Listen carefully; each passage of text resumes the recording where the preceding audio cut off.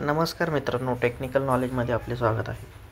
महाराष्ट्र राज्य विद्युत पारेषण कंपनी यांच्याकडून नवीन जाहिरात प्रसिद्ध करण्यात आलेली आहे. शिकाऊ उमेदवारीकरिता ती जाहिरात आहे. त्यासाठी लागणारी पात्रता आणि महत्त्वाची कागदपत्रे यांचे डिटेल्स आपण बघणार आहे. या भरतीमध्ये एकूण 23 जागा उपलब्ध आहेत. जर तुमची 10वी आणि ITI NCVT इलेक्ट्रिशियन ट्रेडमध्ये उत्तीर्ण असाल तर ही संधी खास तुमच्यासाठी आहे.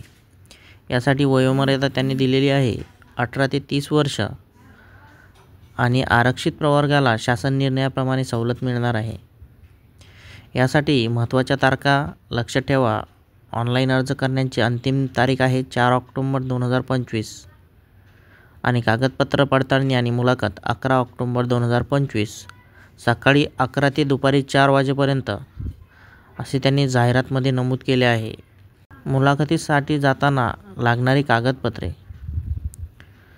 SSCची मार्कशीट, ITI प्रमाणपत्र, आधार कार्ड, जात प्रमाणपत्र किंवा EWS प्रमाणपत्र लागू असल्यास, तसेच शाळा सोडल्याचा दाखला